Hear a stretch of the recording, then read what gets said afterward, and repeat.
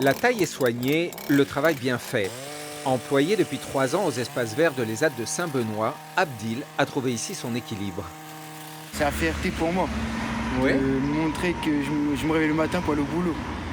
J'aime bien mon travail, je ne vais pas le perdre comme ça. Une cinquantaine d'entreprises et 350 particuliers emploient ces personnes en situation de handicap. Depuis 20 ans, l'ESAT développe sa partie commerciale tout en gardant l'accompagnement son cœur de métier.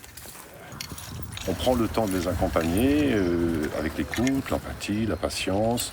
On essaie de bien comprendre leur caractère, comment nous on peut mettre les choses en place pour qu'ils puissent avancer, voilà, pour développer des compétences, voilà.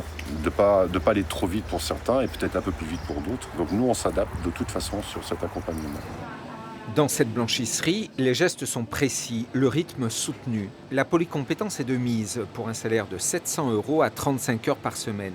Depuis 1 an, Luna s'adapte à la diversité des tâches. Le milieu ordinaire ne lui convenait pas. Quand j'allais faire des stages, je me rassurais pas. En fait, je reste pas longtemps en stage. Fallait que je retourne direct à l'école parce que les stages, je tenais pas longtemps.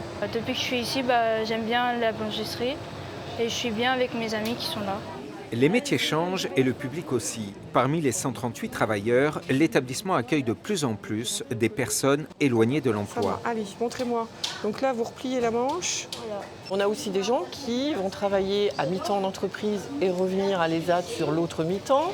On a des gens qui quittent aussi l'ESAT pour aller vers l'entreprise. On a aujourd'hui des parcours aussi qui vont vers du contrat d'apprentissage, donc des gens qui quittent l'ESAT pour reprendre un parcours en apprentissage.